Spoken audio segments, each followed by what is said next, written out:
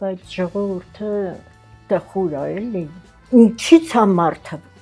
առաջացել։ 32 հոգի Հայաստան բերեցին։ Այդ ժամանակ բլոկադան է սկսվել, լրիվ չմեծ սարա։ Ստալյարնի կլեի էինք մենակ ուտում։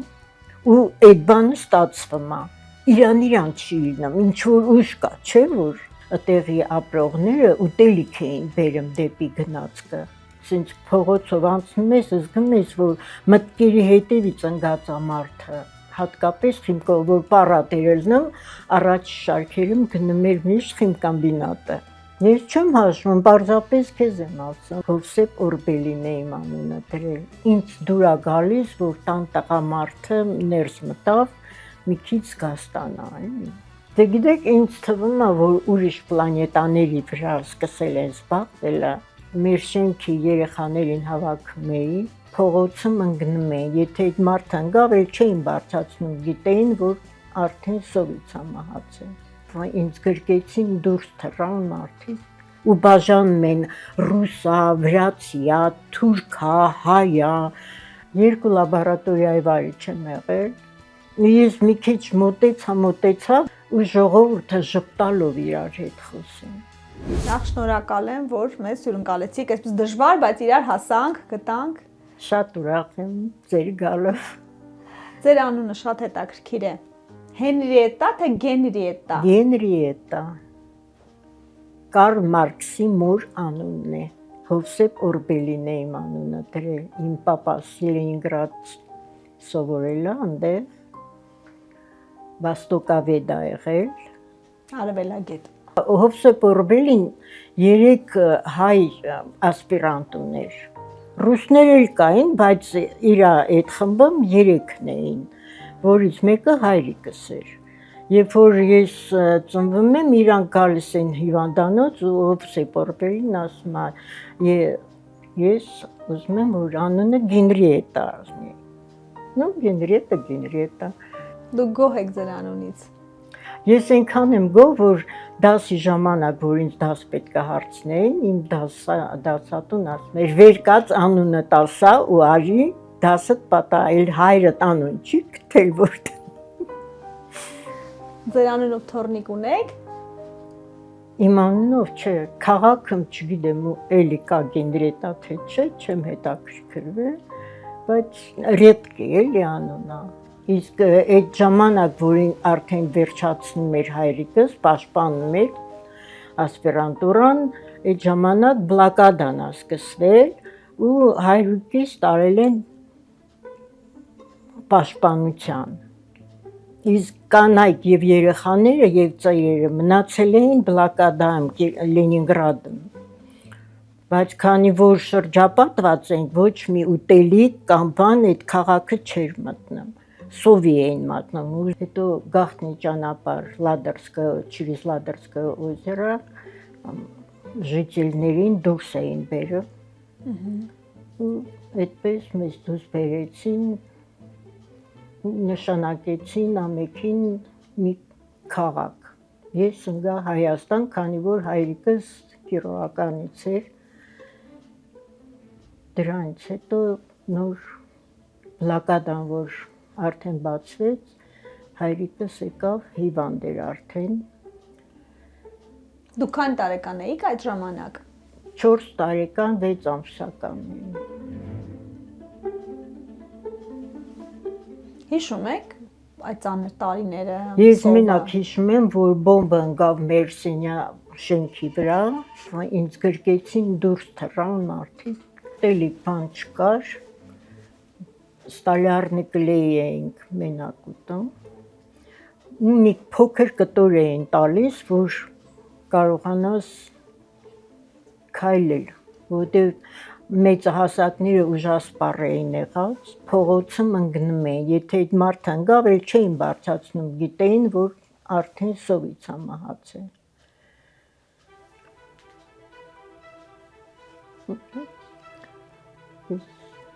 Այդքան բան եմ հիշում, իսկ որ գալիս ենք արդեն դեպի Հայաստան, գնացքների մեջ, գնացքի կյանքեր ես արդեն չէի հասկանում,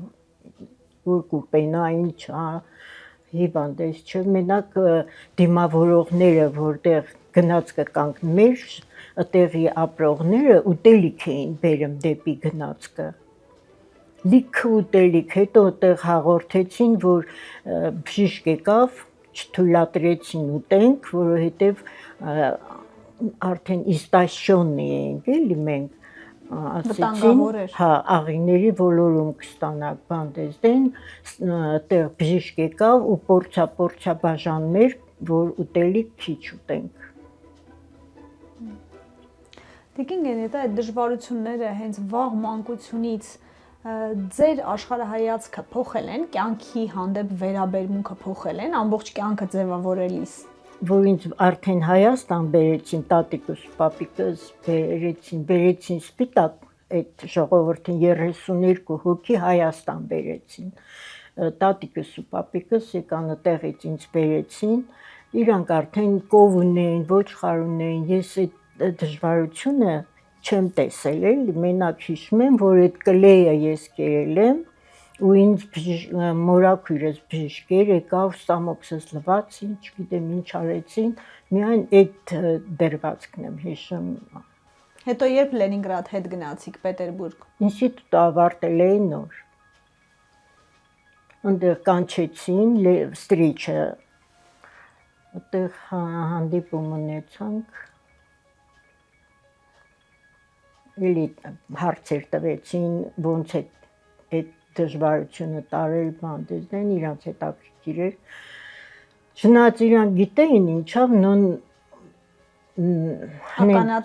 ականատեսի աչքերով, այն էլ երեխայի, ես այդքան խորը բաներ չէի կարող ասել, մենակ որ սոված եմ եղել, էդ այնց վրա ազդել։ Հիմա սննդային սովորությունների վրա դա ազդել է, որ ասենք մի բան հավաքեք, կուտակեք, ոնց որ աչքը վախեցած լինի։ Չէ, ես տենց բանից չեմ վախեցել, չեմ հասկացել, որ իսկ որտեղ էինք արդեն լավ էինք ապրում, ես դժվարությունը չեմ կարող հիշել։ Տատիկս, պապիկս, մորաքույրներս, բանը, ինչ լավ բան կար ինձ համար հագնելու, չգիտեմ, տեղ տանելու բան, ես դժվարություն Հայաստանում չեմ տեսել։ Դրա համար Վանաձորը շատ եք սիրում եւ չեք ուզում Մոսկվա գնալ։ Քանի անգամ Մոսկվա, Լենինգրադ էլ, տունել, հա, խոսք տվեցին, ես չգնացի։ Փոշմանել եք։ Չէ, աբսոլյուտն։ Ինչ տեսարան է ձեր պատուհանից։ Որ լեռն է, ինչ բլրակ է։ Չգիտեմ, բլրակ չի, մեծ սար է։ Ձեր մի պատուհանից սարն է, լեռն է, մյուս պատուհանից ոնց որ թե։ Մյուս պատուհանից էլի լեռներ, բայց իմ կոմբինատն է, նայում եմ։ Ինչ եք հիշում, որ նայում եք։ Դու ինչ պիտի հիշես։ Իմ աշխատանքն եմ հիշում, ինչ եմ հիշում։ Քանի տարի եք աշխատել, որպես ինչ։ Որ 2 լաբորատորիայի վարիչ եմ եղել, պուսկավոյ ցեխում, նյութի հեղինակ եմ եղել, մելեմ նյութը։ Հիմա կոմբինատը կանգնածավ, բայց այդ ժամանակ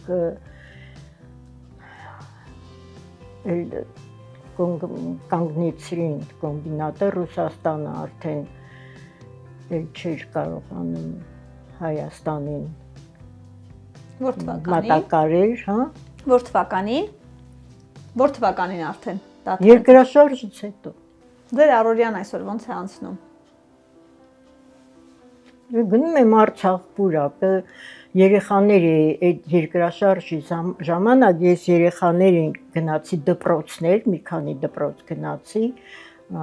որ ձեռքի աշխատանք երեխաներին կկարողանամ, 2 դպրոց համաձայնվեցին, այդ երեխաներին մի 7-8 հոգի իմ տանը ես ընդունեցի, սովորեցնում էի իմ ձեռքի աշխատանքը, նկարահանեցինք, նկար ունեմ, կարող եմ ցույց տալ երեխաների հետ։ Ձեռագործ աշխատանքներն ամենուր ձեր տանը, սա ձեր հոբին է, թե սովորել եք ձեռագործ աշխատանքները։ Ես սովորել եմ իմ մամայից, ուրիշտեղ չեմ գնացել։ Մամաս էլ լավ ձեռքի աշխատանք ուներ, ես իրանից եմ սովորել։ Ասեղնագործում եք, նկարում եք։ Նկարում եմ ես, բայց մեծ մասամբ մի խոդոժնիկ կա, դրա հետ կապ է ստեղծել, իմ միտքը արտահայտում է, ինքը նկարում էր։ Հետո հանդիպեցի Չիքիջանին, Չիքիջանի ձեռքերն է, որ դիրիժորով է ծանը, իրան է նվիրեցի իմ աշխատանքներից։ Այս է Սպիվակովի սկրիպկեն է, это Կոմիտասն է, այս էլ Ռախմանինովն է, Ռախմանինովը ուրեմն հայերի շատ преклонялся просто перед армянами.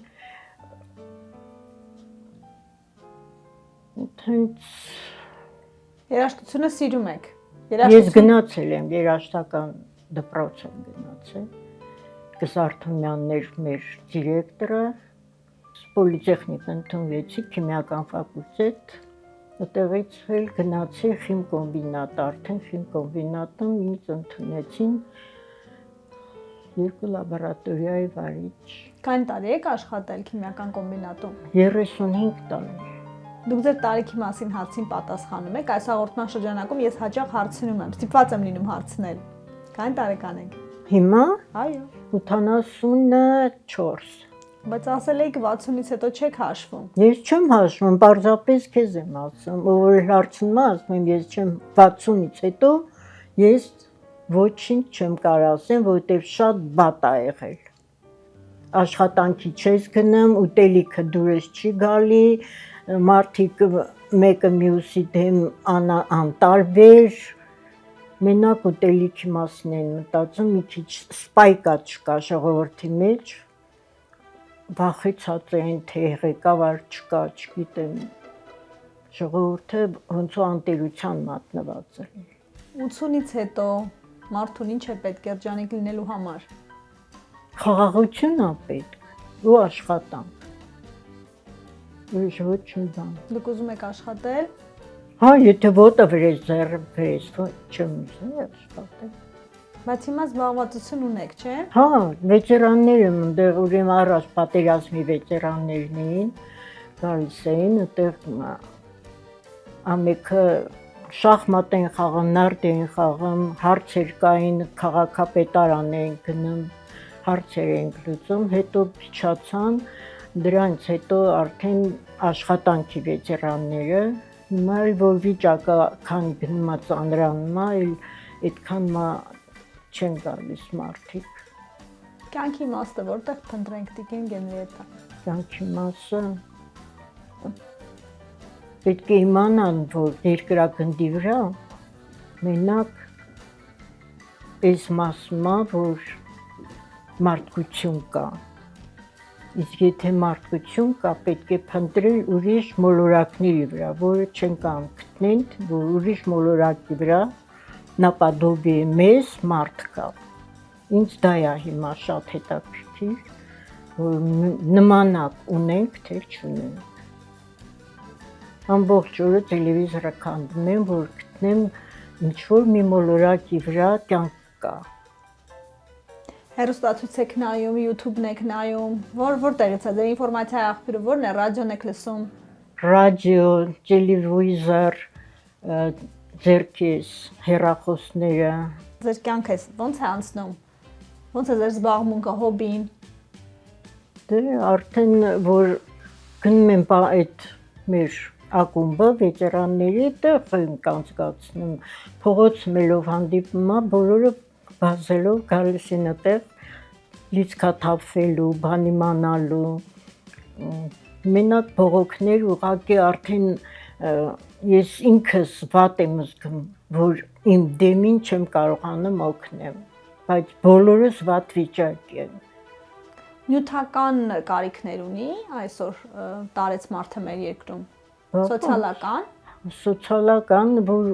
պենսիան փոքր է, էլի, որ մեծ մասամբ գալիս են այդ հարցն են բարձրացնում, բայց ժողովուրդը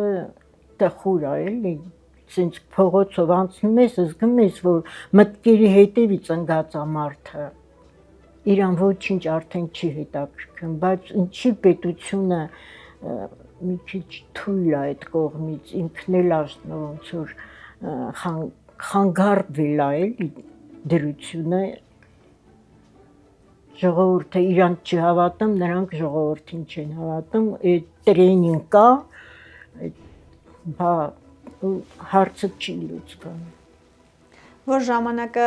հետ տալու հնարավորություն ունենայիք, քանի տարի հետ կտայիք, որտեղից նորից կսկսեիք, ինչը կփոխեիք ձեր կյանքում։ Իմ կյանքում կփոխեի, ես կուզենայի, որ մեր կոմբինատը աշխատեր, հայրս կենթանի լիներ, մայրս կենթանի լիներ։ Էլի Վանաձոր կգայիք, էլի այստեղ Հա, կապրեիք։ ես միայն ոնց որ հայրիկս էր Լենինգրադը տուն էլ տվեցին, բաննա չմնաց, միայն եկավ դեպի Ղարաքլիսը։ Նախնիները ձեր որտեղից են։ Ղարաքլիսից։ Հայրս քաղաքային գրադարանի վարիչն էր ու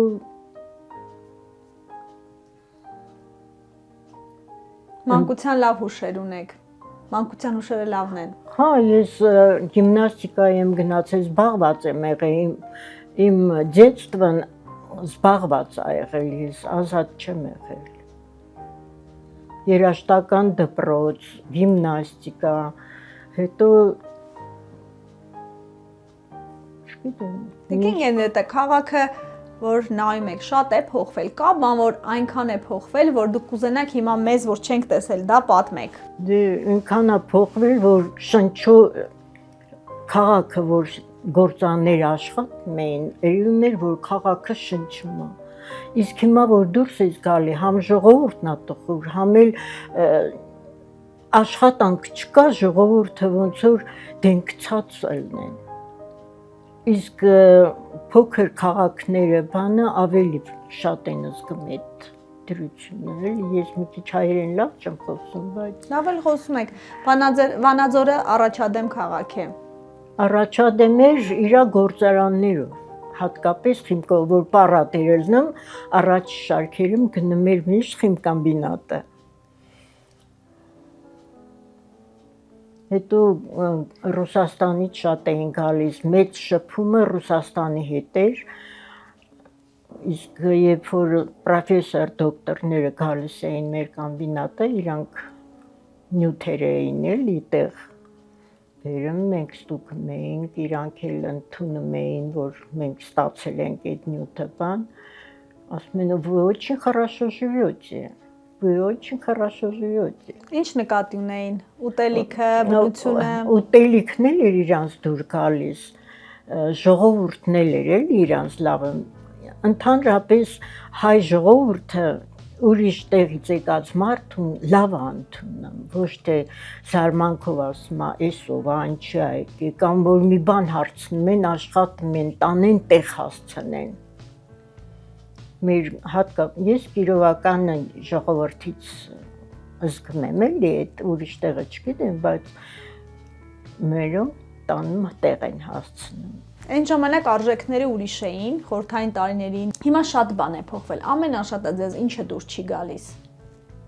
Անտարբերությունը ինձ ամենակետա բանում, որ անտարբերությունը, ու ես որ քննարկում եմ իմ մեջ, դրությունից է, որ ժողովուրդը այդպես է։ Ինձ թվում է ղեկավարները մի քիչ պետք է այդ ճյուղը իրանց իմանան ում հետ գործ ունեն, էլի, ոչ թե թելադրեն, ոնց պետք է լինի, այլ տետատետ հանդիպում, ոչ թե մեքենաներով կան, ցույց տան, որ եկան, այլ ժողովրդի հետ խոսեն։ Իրական զրույց լինի, Հա։ խնդիրները հասկանան, հոգեվիճակները։ Չէ, այդքան բան։ Իսկ որ հիմա կին տղամարդ հավասարություն կա, գենդերային դրանց ոնց եք այդ երևույթների ոնց եք մոտենում։ Ինձ դուր է գալիս, որ տան տղամարդը ներս մտավ, մի քիչ զգաստանա, էլի, մարդը։ Գենդերային հավասարության պայմաններում չեն զգաստանում։ Չգիտեմ, Թե կինն է տուն մտնում, մյուսները զգաստանում են։ չէ, Օրինակ ես սեփական տան եմ ապրել էլի պապայիս հետ, երբ որ հայրիկս գալիս էր, մենք շուն ունեինք, շունը արդեն նա երկար ճանապարհից պապաս գալիս էր, արդեն շունը մեզ ասում էր, որ պապան գալիս է, հաճում էր։ Բոլորս խելոք անում ենք, գրքերը բացում ենք, նստում ենք, որ մենք շատ խելոք ենք եւ պապան մտնում էր, տեսնում էր, որ շատ խելոք են, մամաս բողոքում էր, որ շատ չար են, ասում է ինչքան գալիս եմ, այս երեխեքը գիրք են կարդում, ինչն են չարություն։ Պապայիս խոսքը առաջնային էր։ Ինչ պլաններ ունեք։ Մենակ ուզում եմ խաղաղություն լինի, խաղաղություն ու ժողովուրդը ժպտալով իրար հետ խոսեն։ Ես գալիս եմ Արցախում նստում եմ, տեսնում եմ, որ կանայք առավոտից իրիկու տեղ նստած են, լաց գալիս է, որ մարդը արդեն ոչ մի հարթ տանն էլ չի ուզում մնալ։ Չգիտեմ, ժողովուրդը վիրավոր անկակրում, բայց ումից եմ եղանում, հարցնի չկարմ լուծի։ Ոչ ղեկավարն է կարում լուծի, ոչ էլ մենք ենք կարողանում ասենք ինչ ենք ուզում։ Ձեր ամուսնուդ ոնց ծանոթացաք։ Մենք դպրոցում իրար հետ մի նստանի ենք։ Նստանի վրա ենք նստել, ինքը գնաց տեխնիկում ընդունվեց, ես ինստիտուտ, որտեղ առաջի պրիոմը իմ տարիքին համեմատեր, ես ընդունվեցի, իսկ ինքը արդեն աշխատում էր և սովորում էր, հետո ինքը մի քիչ շուտ մահացավ։ Դուք քանի տարեկան էիք։ Այդ ժամանակ 32 տարեկան եմ։ Երեխեքին մենակ մեծացրիք։ Հա, մենակ։ Վերջ չգիտեմ, չեմ ուզում հիշեմ դրանը։ Դժվար է եղել շատ այդ շրջանը։ Ձեր տան առաջին հայացքից երևում է, որ դուք ամեն ինչ ինքներդ եք անում, կանաչի եք կարծես թե չորացրած, ինչով եք զբաղվում, այ կենցաղային գործերը հասցնում եք, դժվարանում եք։ Դե գիտեք, ես համ գործ էլ որ գիտեմ, այս մեր շենքի երեխաներին հավաքում էի, դպրոց երեխեքին, որ ուզում էր, նրանց էլ էի բերում, իրանց զբաղեցնում էի, որ լավ երգել գիտեր, երգացնում է, ոտանավոր, նույնիսկ տղաներ էին գալու, ասում են, մենք էլ ենք ուզում ասեղնագործենք։ Էներգիա ունեք, տալու, կիսելու ձեր փորձը։ Հա, նույնիսկ այդ դպրոցի դիրեկտորը ինձ կանչեց, ասեց, կարող եք կամ ցանկանում եք պարապել, ասի ես կպարապեմ, բայց վարձատրություն ինձ պետք չի, ես ինքս հանգստանում եմ, որ երեխաների հետ աշխատում եմ, 2-3 անգամ ինձ հրավիրեցին նա общее собрание, ընդունեցին իմ առաջարկությունը, նույնիսկ մայրերն էլ էին գալիս, կտրվում էին էլի այդ բանից,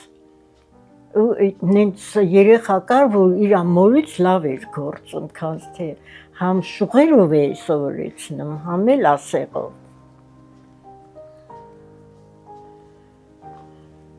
Որը հարթակար է կոչվում, էլի ասեղով։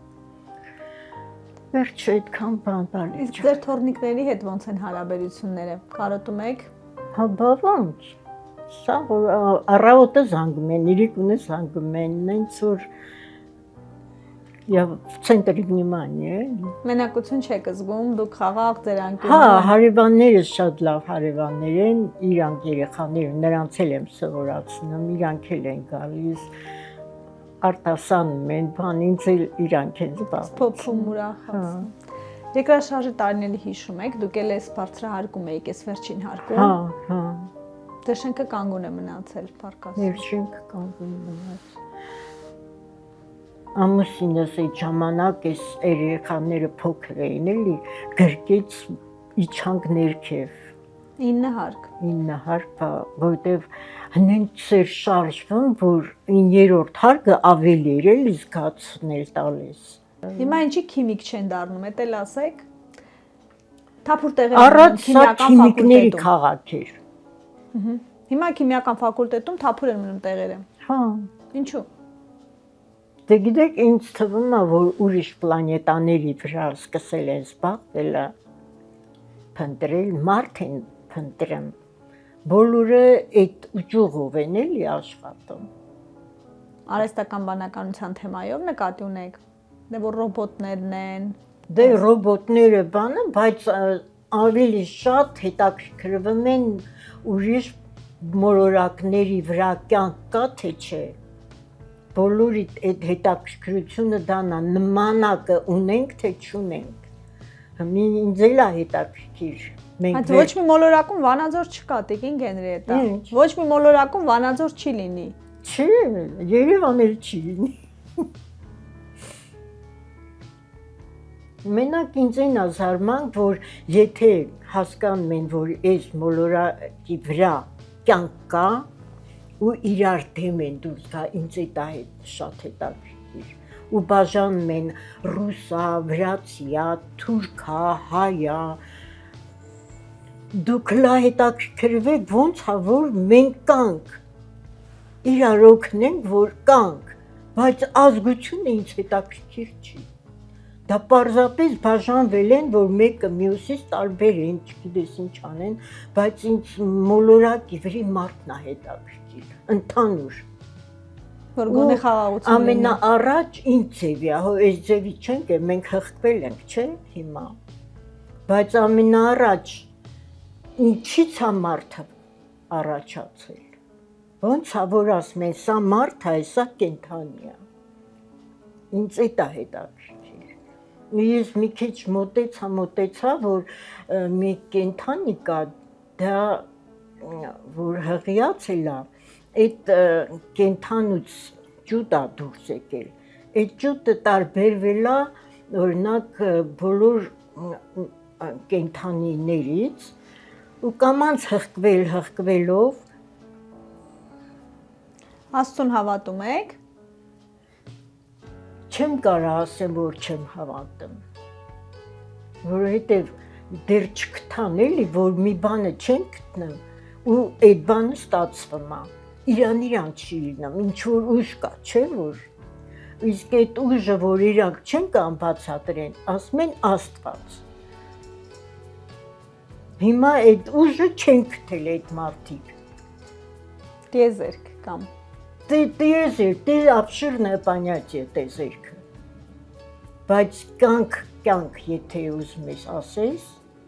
ինձ շատ է հետաքրքիր, ես դրանով սա քանդում եմ այս տելևիզորը, որ գտնեմ տենց մի պլան, ով է զբաղվում, ինչ է ասում։ Հավերժական թեմա է։ Դա։ Շնորհակալ եմ շատ, Տիկին Գենրիետա։ Բան կա, որ պիտի ասեք, ես չհարցրեցի։ Չէ, Մալիկ ջան։ Շնորհակալ եմ, որ եկաք։ Ես եմ շնորհակալ, որ ինչքան կարողացաք անկեղծ եղաք ամեն դեպքում։ Շնորհակալ։